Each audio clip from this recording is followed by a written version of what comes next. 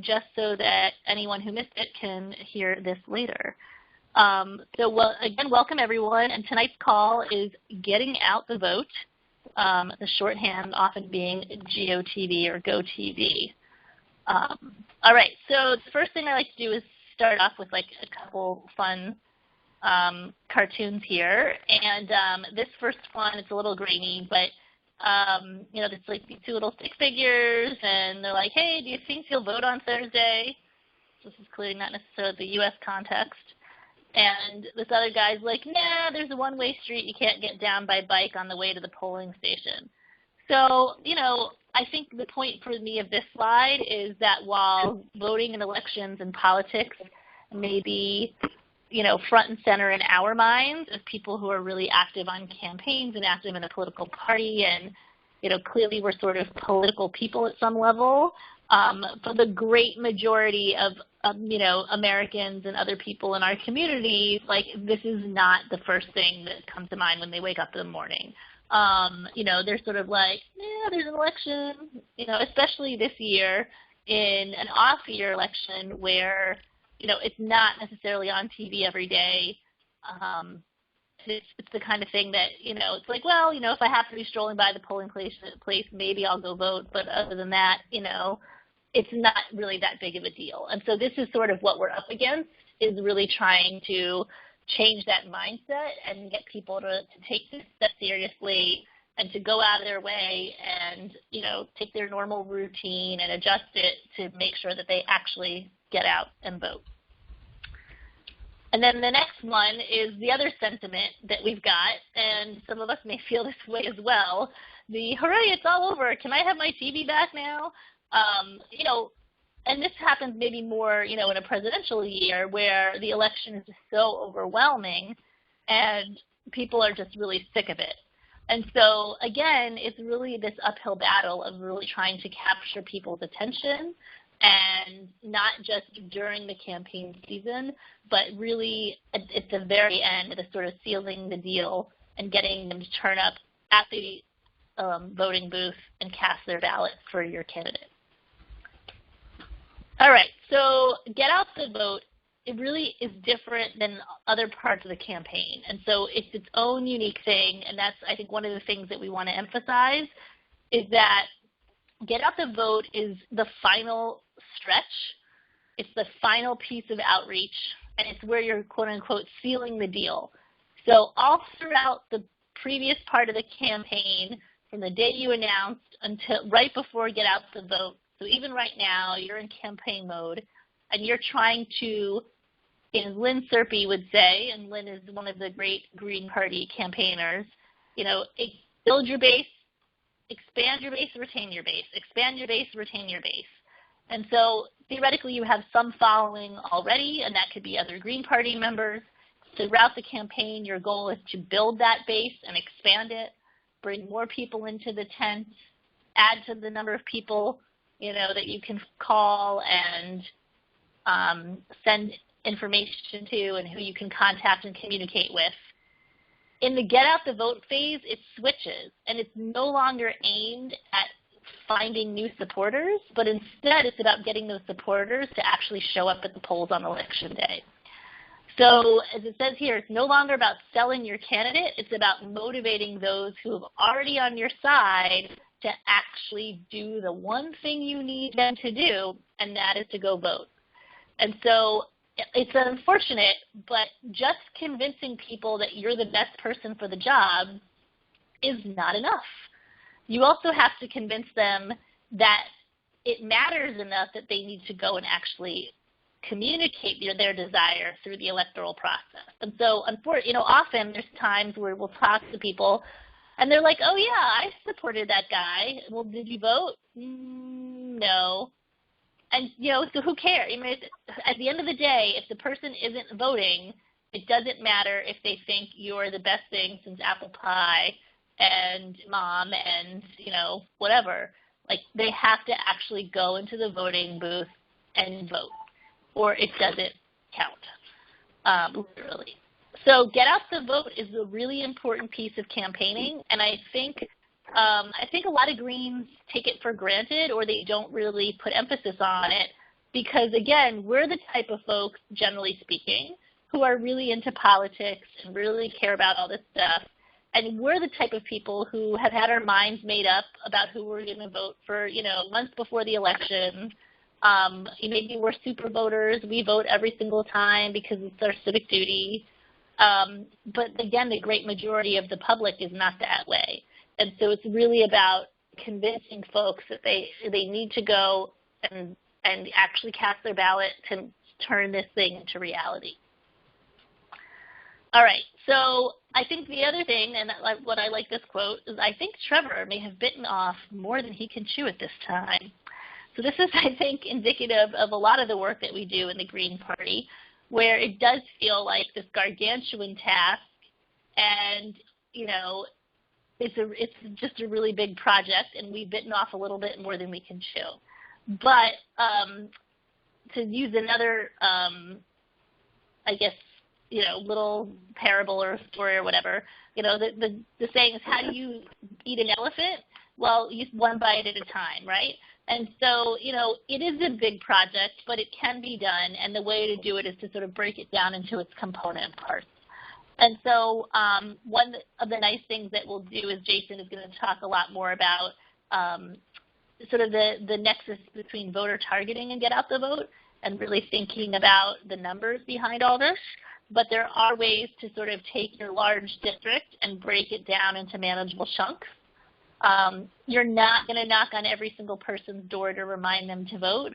You're really only going after the people who already said they would vote for you, to your supporters, and reminding them to vote. It does not help you to remind people who don't want to vote for you that they should go out and vote. Like, that's somebody else's problem. It's on them to exercise their civic duty. Your only responsibility is to remind the people who are already on your side. All right, so targeting outreach. So one of the things that you want to do, it's almost impossible for even well-financed campaigns to remind every single voter to go out and vote on Election Day. Common things that you might see from, Democrats and Republicans would be door hangers the weekend before, little things that go on the door that say, remember, Tuesday's an Election Day, other kind of slick, flyers in the mail, all that kind of stuff. And so we typically don't have the kind of budgets for that sort of thing. Though as much as possible, if you can do a special list drop the weekend before Election Day, I highly encourage it. So we often need to target our district and break it down into smaller pieces. And so the thing is, think about ways to be strategic. So one thing that you might consider is, where are you going to have poll workers? So, I live in Philadelphia, which is a large city. There are 1,600 polling places in the city of Philadelphia. The Green Party has never, ever covered all of them. I don't think we've ever covered 160 of them. And so, so if someone can put themselves on mute, that would be great. So, when we're thinking about, if we were running a citywide race this year, and we were thinking about, well, where are we going to do our final get out the vote, we might think about, well, where are we also going to have poll workers? Because we want to layer outreach on top of outreach. Because the unfortunate reality is that no one thing is going to break through to most people. I think the latest research is that people have to hear a message up to 10 times before it really takes. And so, that's 10 different, a phone call, a door knock, a door hanger, a mailer, an advertisement on TV. In our case, we're lucky if we're going to get a phone call, a door knock, and seeing that person out on the street on Election Day. And so, so think about where you might have poll workers as a place to focus your area, to target where you're going to do get out the vote, if you have to do it, in a physical area. And Cassandra, it looks like we can hear you now, so I'm going to put you on mute, actually.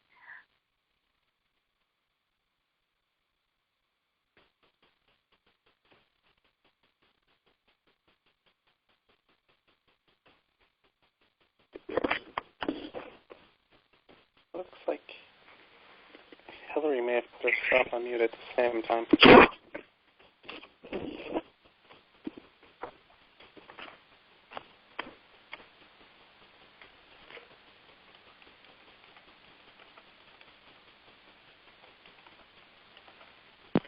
I'm just putting a message in the chat box for her. Hopefully she sees that we can hear.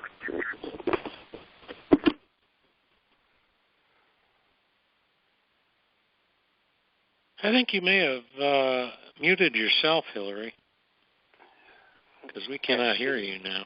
She did mute herself.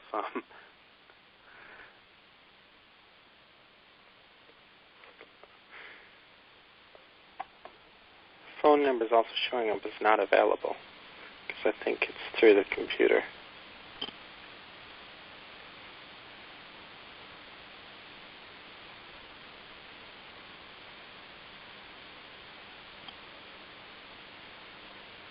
Hello, Hillary, you muted yourself. We cannot hear you. She says she's not muted.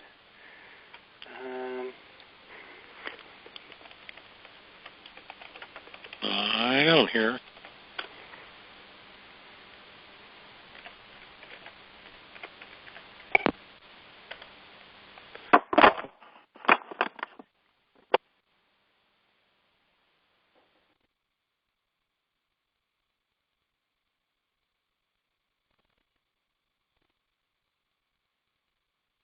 Can you hear me now?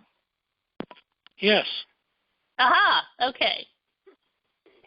All right, sorry about that. I was muting other people, and there's a not available, and apparently that is also me. Correct. Where was I? Sorry about that, folks. Okay, let's go back to where we were. Okay, so I was talking about being strategic about where you might do your get out the vote. And so one of the areas to think about is where will you have poll workers on election day. Another way to think about it is also where have you done prior outreach. So where has the Green Party had some strong results on election day in the past? So there are areas where, oh, this neighborhood, this division, this area is sort of more green friendly. And so in Philly, one of the things that we have that I can't say we actually use all that much because we're not as data-driven as I would like us to be, but we do have this really amazing spreadsheet that is all the historical election results going back, I think, to 2001 for every race that we've ever run. And it's division by division, so polling place by polling place.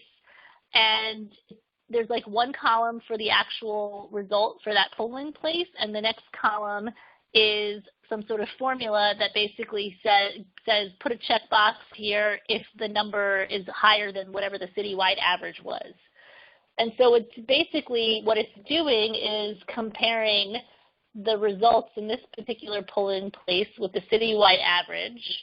And if it's higher than average, then it gets a checkbox, and then all the checkboxes get sort of aggregated. And, you know, long story short, we can sort of take these, there's 1,600 divisions or polling places in Philadelphia, and we can basically rank them and say, like, this is the greenest polling place, this is the greenest division in the city. This neighborhood votes for Greens at a higher rate than any other part of the city. And so if we were running a citywide campaign and we had limited resources and could only spend, you know, some get out the vote effort in a few neighborhoods, that would be one of the neighborhoods we would pick. Where have you done prior? So I guess that's really where is the Green Party historically strong, and where have you done prior outreach? Like where have you done your door knocking and your phone banking and your farmers market meet and greets and your honk and waves on the corner? Like where have you done that in the campaign up until now? And that would be another way to target. I'm going to use Waltz and the Jules Mermelstein campaign as an example. Because I'm quite familiar with it. So Jules is running for a statewide office, Pennsylvania Superior Court. And obviously, you know, we don't have the resources to do get out the vote across the entire state of Pennsylvania. But Jules was a formerly elected township supervisor or he was basically elected at the local level for many, many years in his hometown. And so a lot of the effort has been focused on those voters and then the county that he's from, with the idea that there he has more name recognition and more history, and we're going to get more bang for the buck by concentrating in that community. So these are all the kinds of things that you want to think about when you're thinking about how to spend limited time and resources when it comes to get out the vote. And unfortunately, most of these require some level of previous data collection. And at this point, if your campaign has not collected any data like this, it's going to be really, really hard for you to do any kind of strategic thinking about get out the vote. It's not impossible, but it's just going to be that much harder. So hopefully some of you are on the call tonight who are running in future races, and it sounds like we had Senate, so that would be next year. So think about all of this when you're building for next year, because a lot of what you need to do is really on the front end to be able to prepare to take advantage of stuff on the back end. And so, so this is great. Let's, start now thinking about 2018 and sort of begin with the end in mind. All right, so the last few things I'm going to talk about are just, these are some sort of sample final days calendars, and these numbers are probably actually from last year, so apologies for not updating, yes, November 7th, so everything goes back a day. But, things that you might consider doing in this true get out the vote period, which is just really the last few days of your campaign. Final canvassing of likely voters, doing that sort of door knock or lit dropping, other kinds of candidate visibility events. It sounds really trite and cliche, but going to the diner and talking to voters, going to the farmer's market, community fall festivals, any type of event that's going to be visible and get you meeting with lots of people, where there might be media there, where you could put out even press releases and say that you're going to be there. It's all about the shaking hands and kissing babies.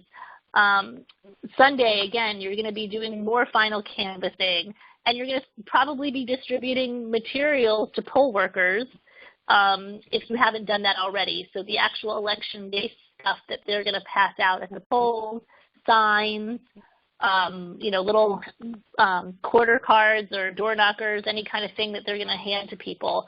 And let me also just say that all of this is really, really context specific. And so I will admit that I'm coming from sort of like an old school Northeast machine politics kind of place in Philadelphia. We don't have early voting, which completely changes how you might approach get out the vote.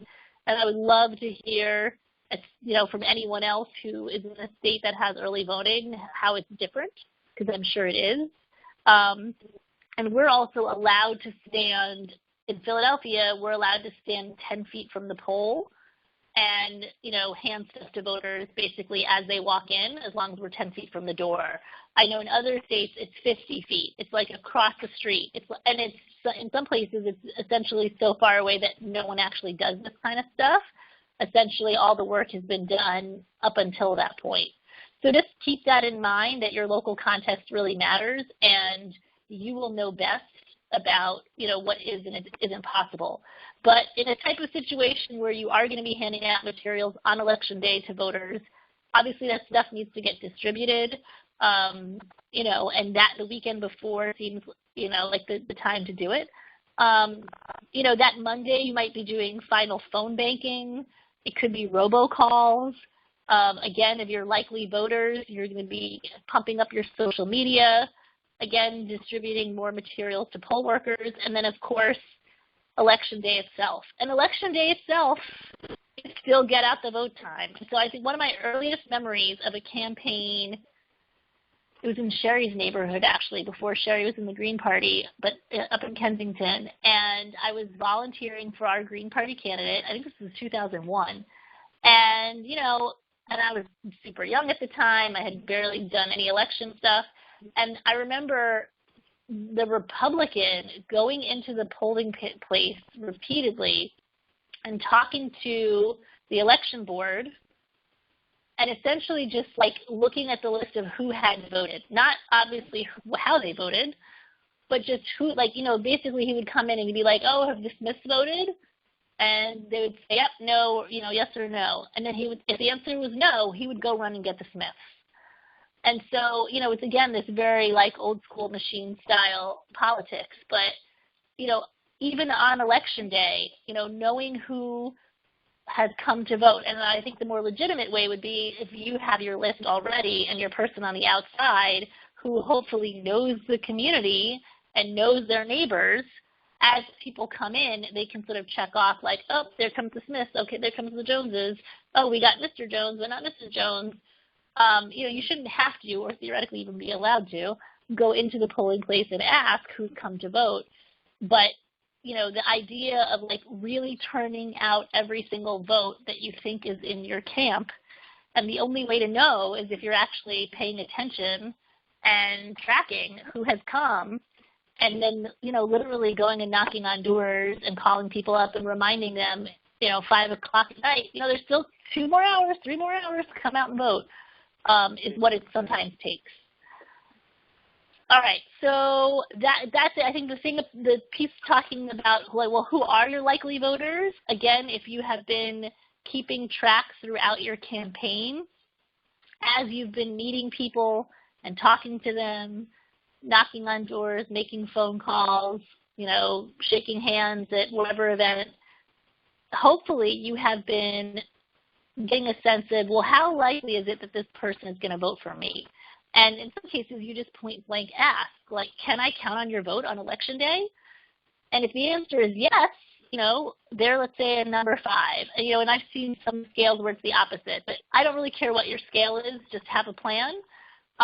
You know, someone who's definitely going to vote for you is a 5. Someone who is definitely not going to vote for you is a 1, and everything in between. And basically, the get out the vote piece is about getting your 4s and 5s to show up to the polls on election day. Ignore your 1s and 2s. They don't want to vote for you. Like, leave them be. But the people who say they're going to support you, they're the ones who have to show up and make it happen. So that's what you're trying to mobilize, is the folks who are likely, it should say likely supporters, not even likely voters, but people who are likely to support you. Sometimes it's helpful to have literature that's specific to election day itself. You know, if you were really, you know, having tons of resources, you might even, you know, stamp the address of polling places for specific neighborhoods. You know, obviously you want to make sure that people know how to vote, where to vote, all of that. Here in Philly, we still have, even though it's all electronic voting and there's no levers anymore, like the old school machines would have these like levers that people would pull, the lingo here is, so what's your lever number? You know, like, oh, I'm position number 17 on the ballot. And so people will put that on their very final election day literature. You know, you also, another way to target is to look at super voters, and you may be able to get that data from your county or state board of elections, which is basically people's voting history. So this might be useful if you were going to do a blast mailing or even robocalling, where again you have limited resources and maybe you don't have this 4s and 5s thing because you haven't knocked on that many doors, but you at least want to target your resources to remind people to vote who are likely to go vote, who historically have voted in every election. And in an off-year election, that still matters because it's, you know, turnout is so incredibly low in an election year like 2017. I guess the other final tip is that there's some data out there that when you ask, if you're talking to someone, it's not enough to just remind someone to vote, that the way to really get them to possibly do it is to get them to think about how and when they would actually vote. And so questions like, when are you planning to vote on Tuesday? Like, what time of the day? Or how are you going to get there? Or, you know, any other question like that that really gets them to stop and think of like, when am I going to vote? Am I going to do it like before I drop the kids off or after I come home from work or, whatever, because it's not in their normal routine versus just saying, remember to go vote. So I think that's it. I mean, candidate visibility events are pretty obvious, sort of meet and greets in high visibility areas. Your goal is to generate some earned media as opposed to media that you pay for. And remember that always, always, always take photos of what you're doing. To some degree, it doesn't matter if you shake two people's hands and no one else cares. Some really good, tight photos can make it look way more impressive, and you can put it on social media and make a sort of little get out the vote final blast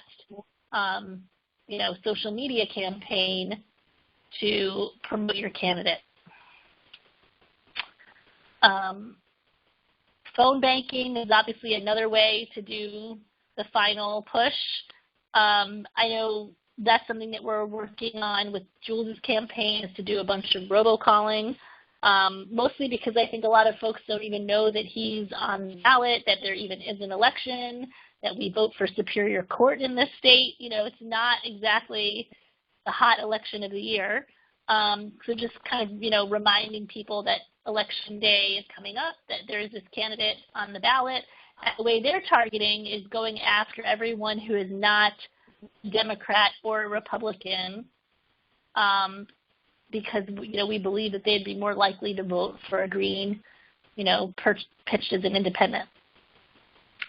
If you're going to phone bank, you obviously have to develop a script, and as I mentioned before, using really specific questions that get people to think about the actual logistics of how they're getting to the polling place or when they're going to do it is more useful than just a generic reminder.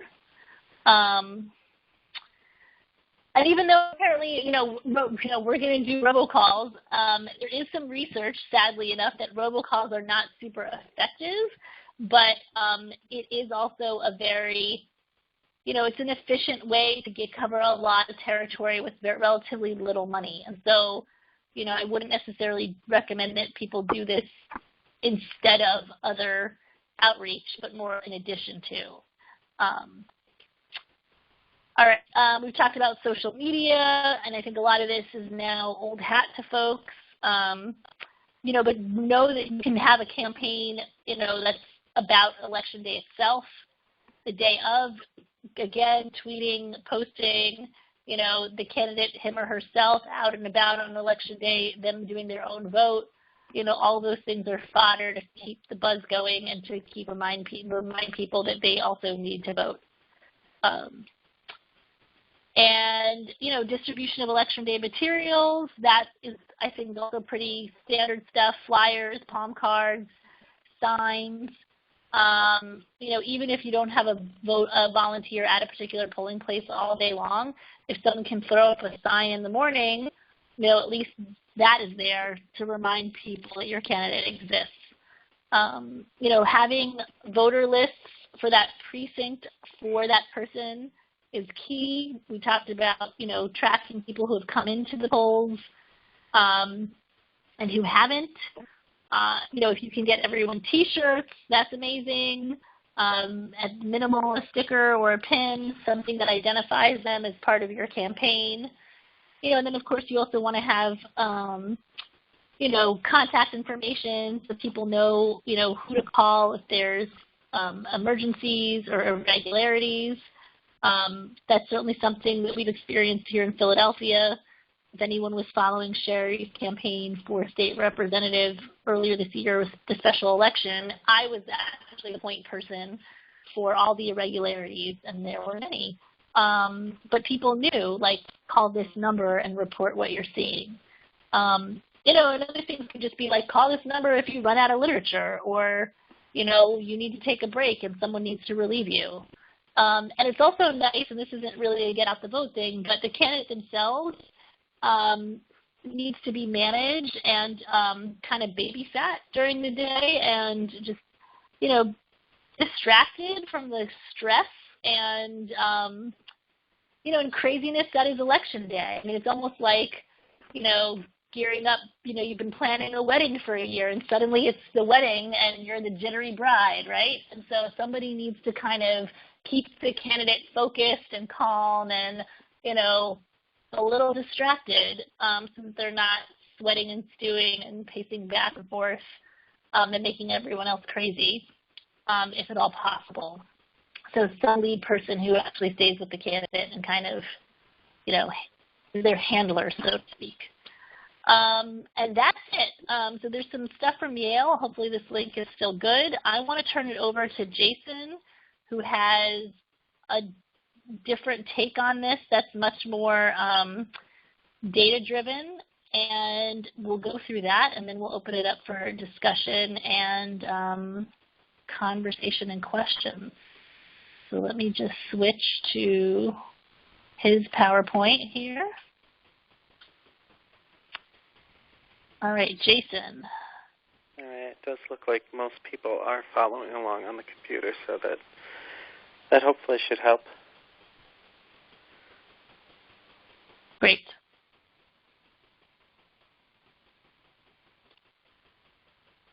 All right, so basically I just wanted to kind of go over some sample data and kind of run through some scenarios for your Get Out the Vote efforts and kind of illustrate some of the points as to why it's important and what we're trying to do.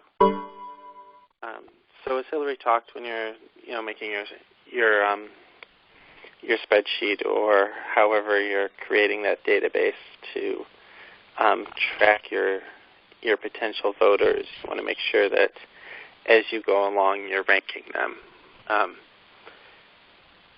So we're recommending a really basic 1 through 5 method. And in this scenario, we're using 5 as someone who's really likely to vote for you.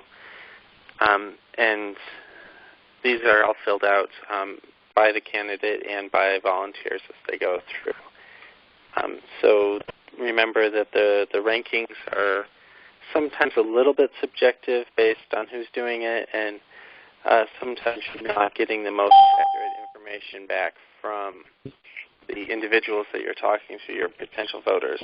Sometimes people will say they're voting for you just because they want to be nice and friendly when you're at the door, or maybe information has changed and they've decided on going with another candidate or something like that. So there's always some level of subjectivity to this.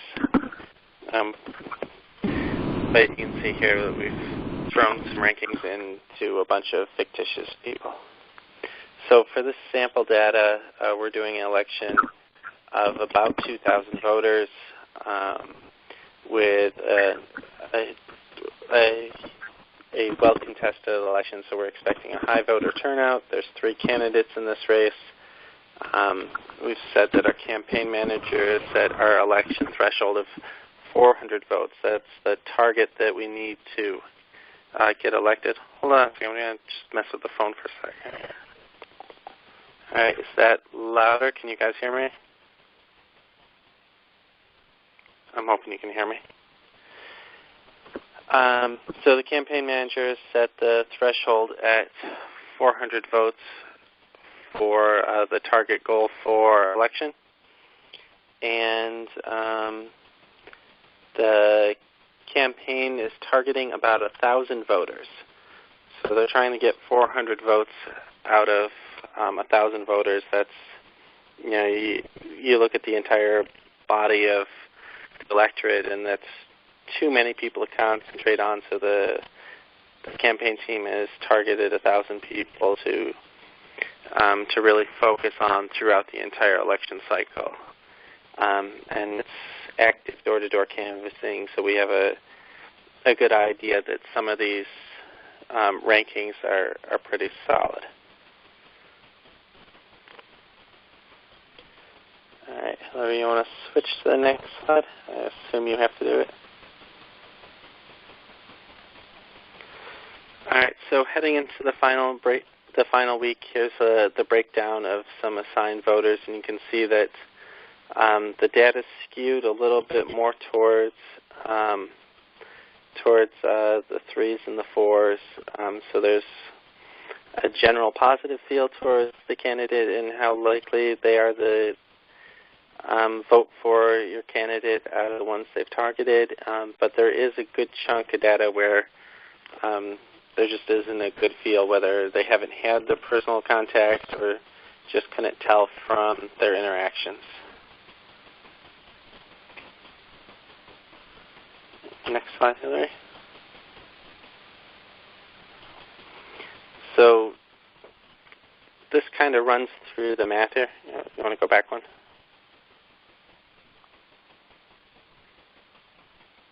All right, so the math is a basic,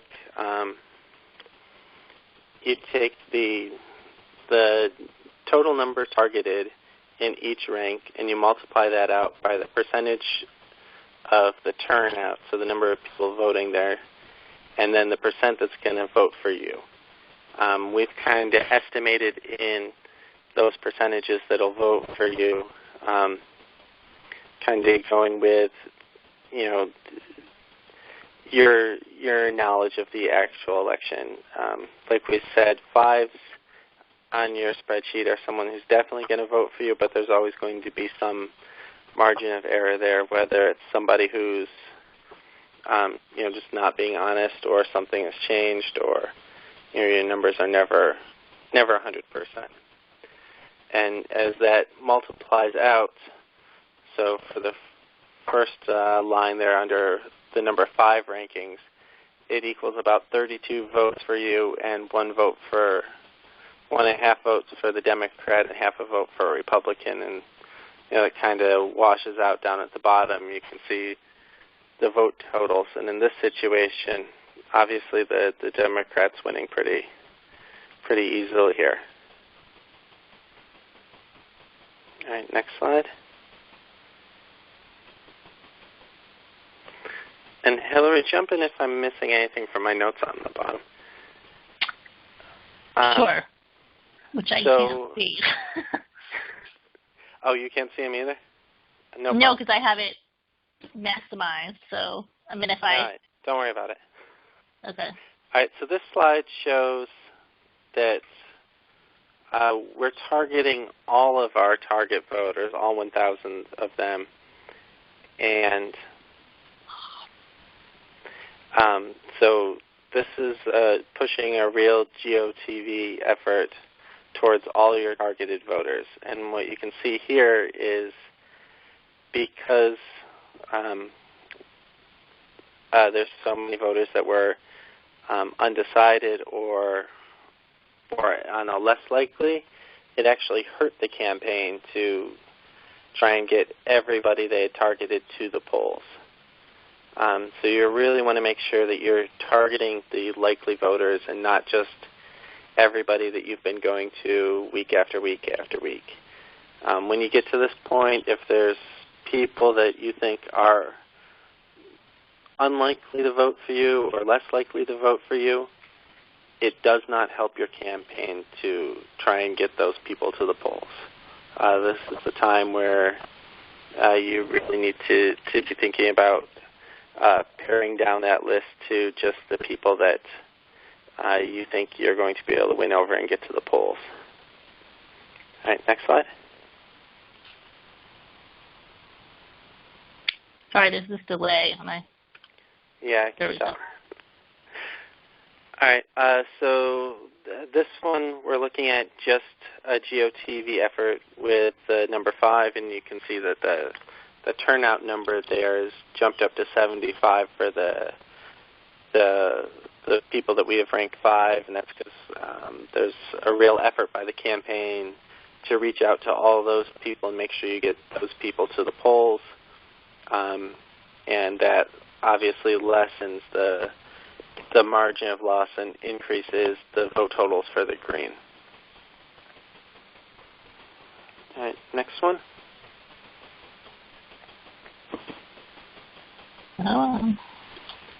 There we go. So for this slide, we're showing the same thing, but adding in the 4s into that mix as well.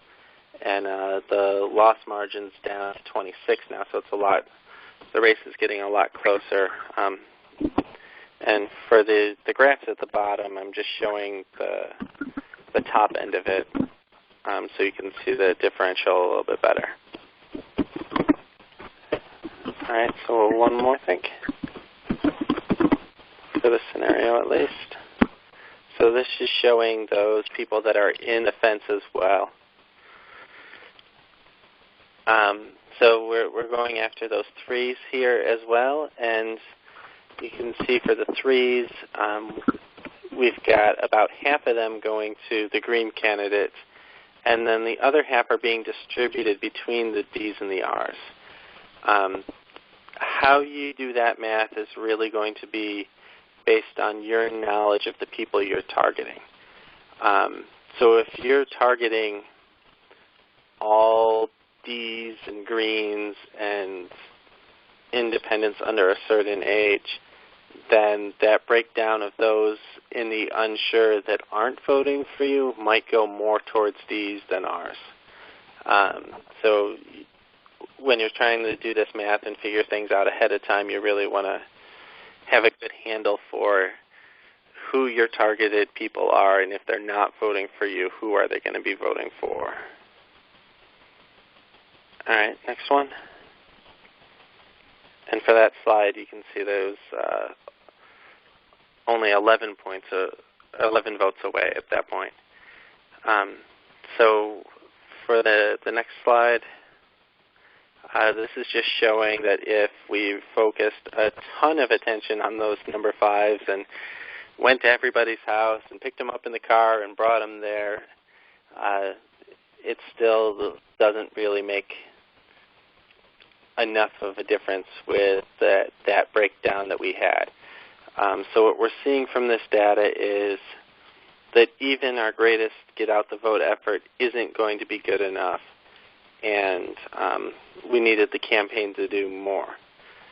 So what you want is your get-out-the-vote coordinator kind of tracking this stuff throughout the campaign so that you have a good idea of, how many more people do you still need to convince, and you're not going into Election Day blind.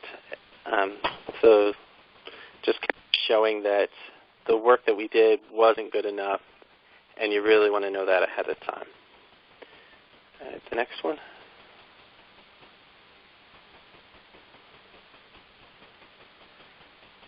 All right, so we're saying, what if we knocked on some more doors and lowered that center unknown column, and we're able to gain more positive responses, more likely to vote for?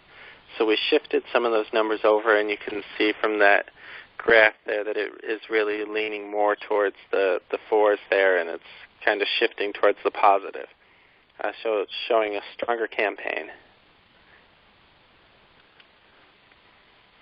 All right, and then this is just showing the straight results, assuming about a 60% voter turnout, and without the heavy get-out-the-vote effort, and it's still a loss by 68 votes. And you can see with this guesstimations here, we did the not targeted at 50%. We're assuming there's a fair amount that we did not target because they were unlikely to vote. And same with the ones that we're assuming that there's more ones that are unlikely to vote as well.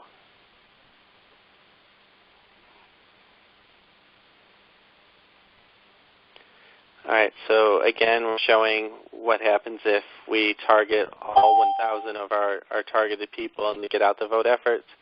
And once again, that hurts the campaign. So just really trying to hit home the point of really only target the people you think you've got, the people you think are going to vote for you, and stop trying to win over those remaining ones unless you know your numbers are showing that you can't win.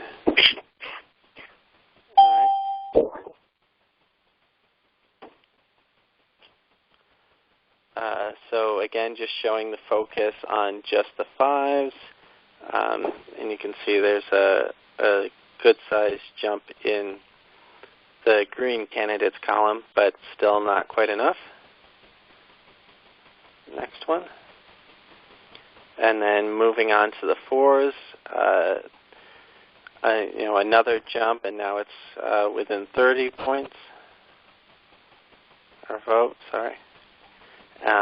So that showed that we still weren't there enough, so we needed an even stronger campaign, so we shifted things over and said, okay, what if we had adjusted our campaign a month out and were able to get some more 4s and some more 5s and figure that out. So again, just showing how you need to be tracking these numbers throughout and really getting a good handle on if you've done enough, if you've convinced enough people, how many more people do you need to get, and really making sure that your door-to-door efforts are turning people into those 5s and 4s.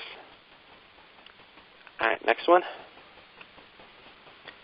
So those numbers, again, even though they look great, still doesn't pan out to a win on their own. They still need the help of the get out the vote effort to turn more of those 5s into actual physical votes. I don't know if physical is the right word, but actual votes, counted votes. So targeting just the 5s, cut that lead a bit, and the green is catching up. And then targeting again the 4s, and that finally would be enough to push the green ahead.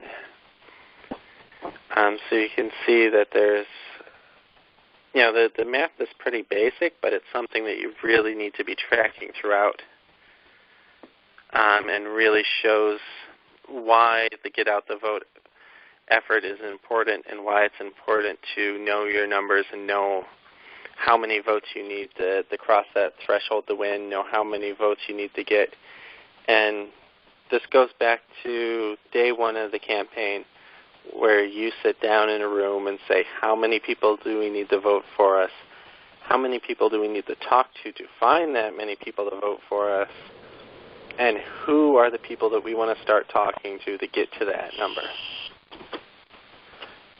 So that's really it for the math portion of it. Great. All right.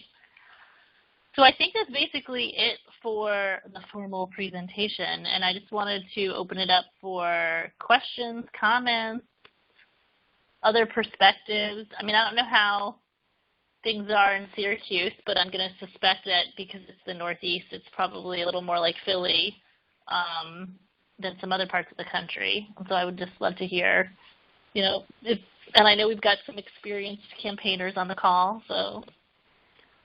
Well, there should be a poll being released tonight for Syracuse. There should be a what being released tonight? A poll for mayor. The newspaper has been teasing that they would release a poll tonight. Okay. So don't all shout at once. And I don't think anyone's on mute, unless you're all individually on one mute. Thing you touched on I'd like to add to a little. Yeah, go right ahead.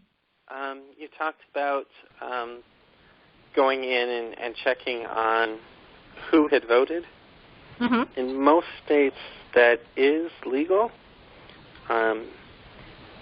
In New York, it has to be somebody that is pre-registered from either a candidate on the ballot or a political party on the ballot. So they have to have paperwork filed for that.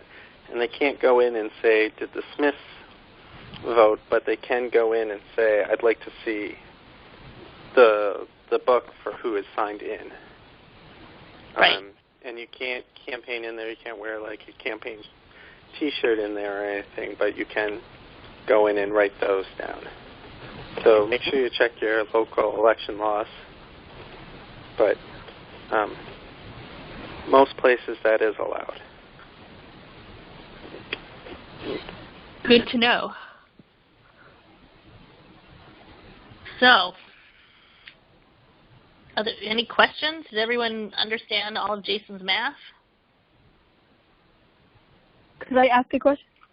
Yeah, please. Is it assisting you in empathizing with the voters by targeting them versus assisting them? Can we use a less militaristic word? I mean, sure. I mean, it's just sort of the lingo of the I guess, industry, so to speak. But, I mean, I don't know. For me, targeting doesn't have a militaristic context because I guess I never use it that way. So, but sure, whatever works for you. Hillary, could you repeat the question? It was just about the language, about using the word targeting versus assisting or identifying or, you know, some other language. Mahalo.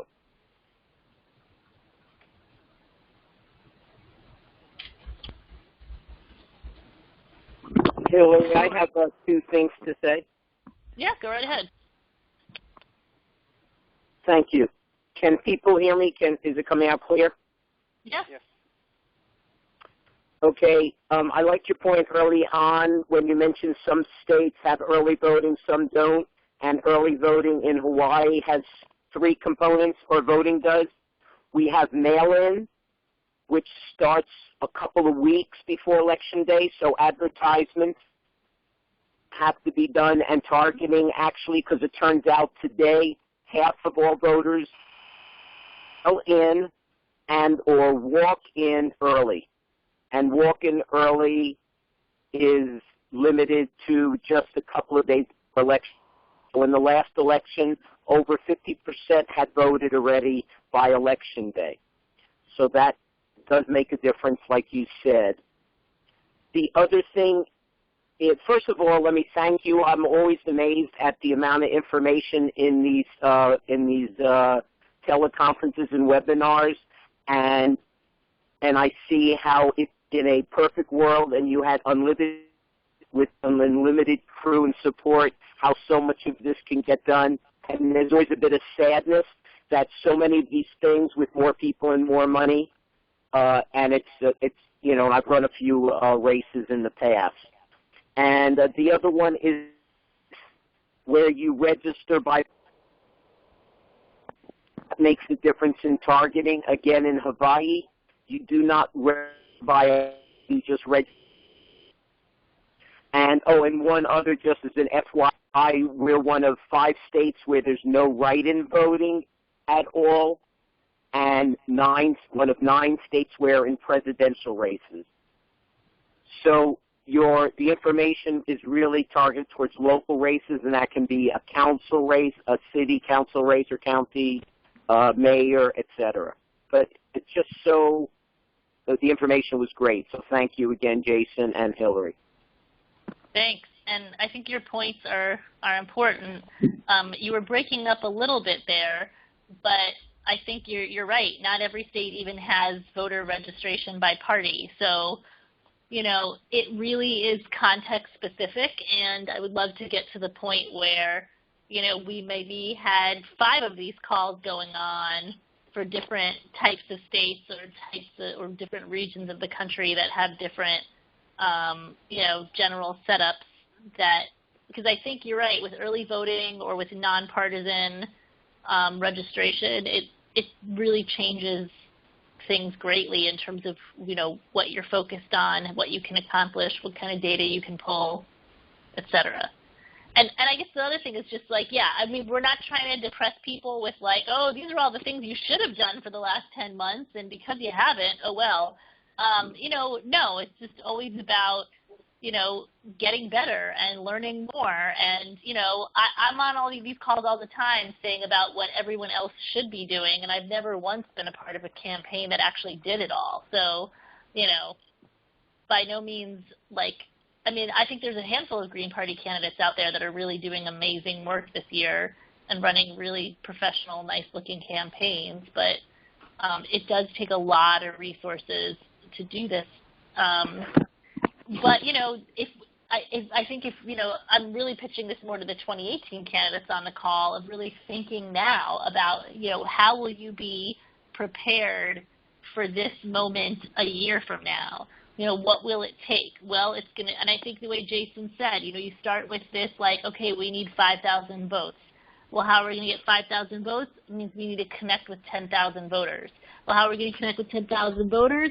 Well, it means that we're going to have 100 people knocking on doors 15 times between this date and this date. Like you sort of do the math and, and figure it out. And I think, the harder thing to think about is like, when you're running statewide for something like Senate, you can't knock on all those doors. And you probably also don't have the money for TV ads and sort of the other way, the opposite ways that people reach voters. And so that's sort of a whole different conversation about, what your goals are for your campaign and, structuring different kinds of races for different types of goals. But yeah. It's just about continuous improvement. Because there's still time. I mean, as Jason pointed out, there's still time to knock on more doors, connect with more voters, do more phone calls, and up that number of 4s and 5s. And so even if you haven't been tracking or haven't been doing anything like that, the point is to still aggressively campaign until it becomes get out the vote time and then go back to those same people and remind them to vote. But, the aggressively campaigning part matters greatly. So, other comments, questions? Aaron? Aaron, yeah.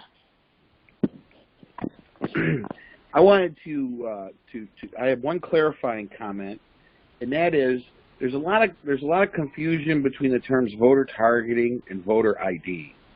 And voter targeting, that's when we're looking to reach a particular demographic of voters so that we can match our messaging to the voter. And voter ID is once we've been to the door and we've talked to the voter and we've assessed the voter and we've decided that they're a 5 or that they're a 1. And so we want to make sure that we're thinking of it in that context. So that's voter identification, your 1 through 5 scale. And targeting is actually the process of seeking out a particular demographic of voters. And then another thing I wanted to offer is for those of you folks who haven't run a moderately large campaign in the past, one thing that you really have to be prepared for on Election Day is to have plenty of water for your electioneers and to have someone that's delivering that water to electioneers. Because folks, especially during the August primary, it's usually hot and folks need water, and we always delivered a sack lunch to all of our folks that were out working the polls. But that's something that's really, really critical for the campaign to be prepared for on Election Day. So if you're out and you're in Broward County, Florida, and you've got 577 precincts, you need 577 cases of water. You're going to be dropping off a lot of water. So you want to think about these things and prepare for them and bud for those things, for food and water for electioneers on Election Day. Over. Great. I can't say I've been a part of many campaigns where we're that sophisticated. Mostly we were telling people to bring their own. But there was definitely one year where I was up all night making hummus and pita sandwiches and chicken salad for the non-vegetarians for the 50 or so people we had out for a state rep campaign.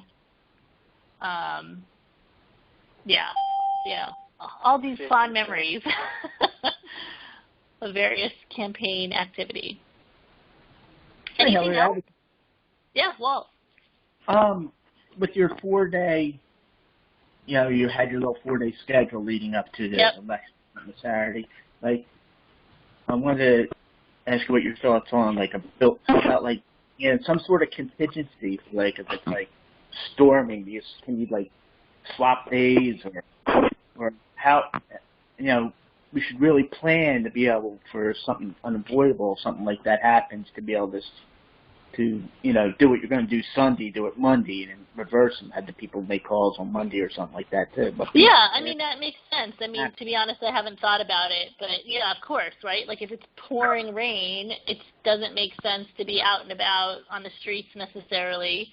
And so, yeah, like switch to the phone banking, switch to the social media. I mean, some of it, though, obviously the more organized and prepared and ahead of the curve you are, the better, right?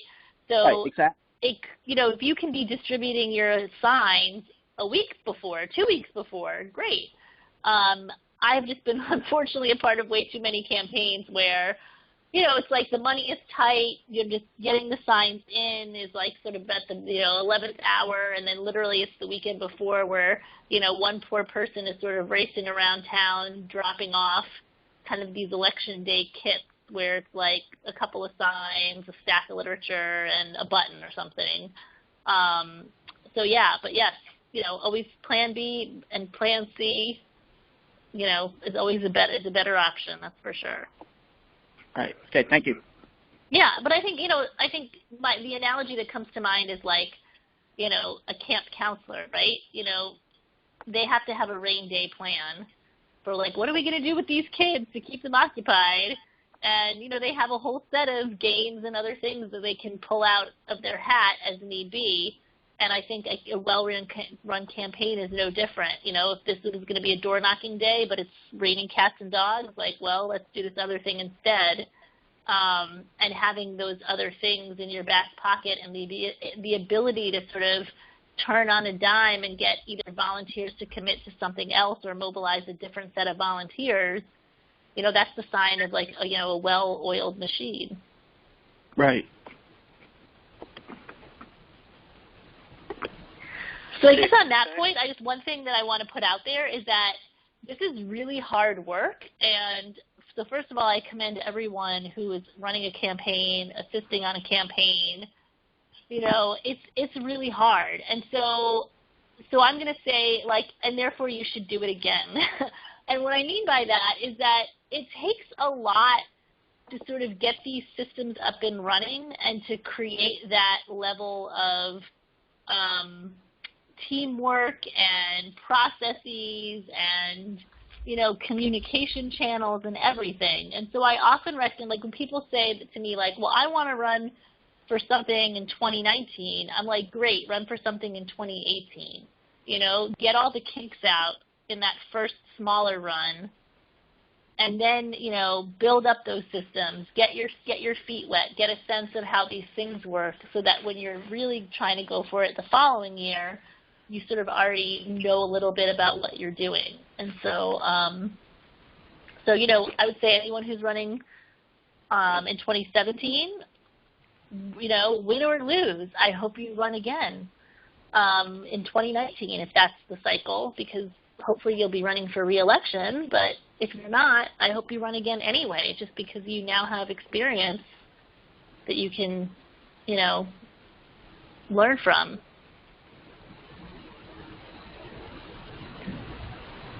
And remember, all these lists that you're making and all the campaign you're doing, these can transfer from year to year. You can use, if you have a big statewide race, your local can focus in on a couple election districts or a neighborhood and really do the door-to-door effort for a statewide candidate, but within a local area to build that base list to start in for next year's local election and start making those contacts immediately. Yeah, and share those lists with your party. Ideally the party keeps that kind of stuff and uses it to build the party itself, passes it on to the next candidate the year after, et cetera, et cetera.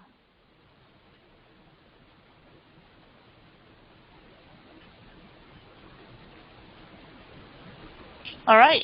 Well, it's 10:15 where I am, and it sounds like, I don't know, are there any other questions or comments before we wrap it up?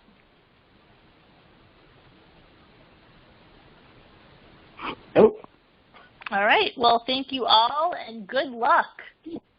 election day is what, like 3-4 weeks away, and I guess 4 weeks.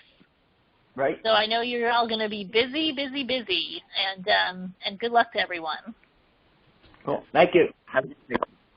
Good luck, everybody. Good night, everyone.